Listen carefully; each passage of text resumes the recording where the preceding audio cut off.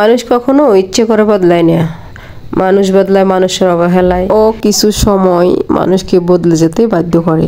আসসালামু আলাইকুম, কেমন আছেন সবাই? নিশ্চয় ভালো আছেন, সুস্থ আছেন। আমিও কোনো রকম ভালো আছি।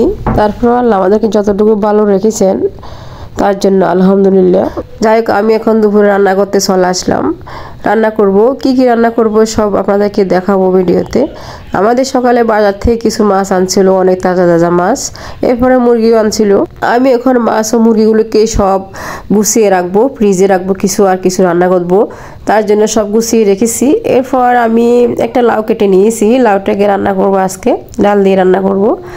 আমার কাছে ডাল দিয়ে রান্না করলে অনেক ভালো লাগে, তাই আমি লাউটা কেটে কুটে নিয়েছি। শীতকালে সবজি যেভাবে রান্না করেন না কেন অনেক ভালো লাগে, অনেক মজা লাগে। এরপর আমি মাছগুলোকে কষিয়ে নিয়েছি, কিছু মাছ আমি কষিয়ে নিয়েছি। সবজি রান্না করব, সবজি মানে বেগুন রান্না করব। তারপর কষানো মশলায় আমি বেগুনগুলো দিয়ে দিয়েছি। বেগুনগুলোকে ভালোভাবে মশলার ভিতরে নেড়ে ছেড়ে কিছুক্ষণ রেখে দিব সিদ্ধ হওয়ার জন্য। বেশিক্ষণ লাগবে না, 5 মিনিট সিদ্ধ হলে হয়ে যাবে। এরপর 5 মিনিট হয়ে গেল, আমি ডাকনাটা উঠিয়ে নিলাম।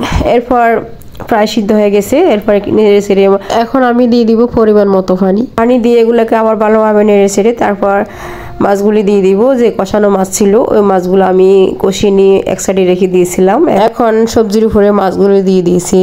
এখন মাছগুলি বেগুনের সাথে নেড়ে ছেড়ে মিশিয়ে নিব। তারপর কিছুক্ষণ ঢাকনা দিয়ে রেখে দিব। কিছুক্ষণ পর আসলাম, ঢাকনাটা উঠিয়ে নিলাম। এরপর কিছু ধনেপাতা দিয়ে দিলাম। ধনেপাতা দিয়ে রান্নাটা হয়ে গেল, দেখতে তো পাচ্ছেন।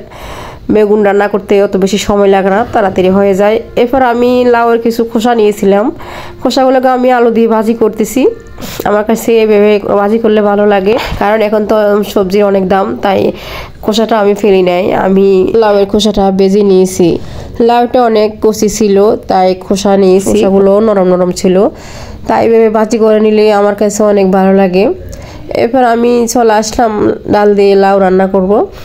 তো ডালগুলো আমি ফুটিয়ে নিয়েছি, ফুটিয়ে নেওয়ার পরে লাউগুলো দিয়ে দিয়েছি। এরপর আমি ঢাকনা দিয়ে কিছুক্ষণ রেখে দিব। পরে ঢাকনা উঠিয়ে দেখলাম লাউ সিদ্ধ হয়ে গেছে, অনেক সিদ্ধ হয়ে গেছে লাউটি। এখন তেল দিয়ে বাগার দিব, তাই চুলায় একটা ফ্রাই প্যান বসিয়ে দিয়েছি। এখানে কিছু রসুন কুচি দিয়ে এগুলাকে ব্রাউন করে নিয়েছি। এরপর লাউর মধ্যে দিয়ে দিয়েছি বাগারটা।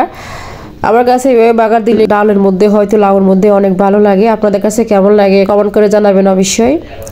দেখা হলো আজকে রান্না। তো আমরা খাওয়া দাওয়া শুরু করে দিলাম সবাই একসাথে। আমরা সবাই সবসময় একসাথে খাওয়া দাওয়ার চেষ্টা করি, তো একসাথে খাওয়া দাওয়া শুরু করে দিলাম, সবাই বসে গেলাম খাইতে। আজকের ভিডিওটি এ পর্যন্ত। আর ভিডিওটি যদি ভালো লাগে একটা লাইক, কমেন্ট, শেয়ার করে দিবেন।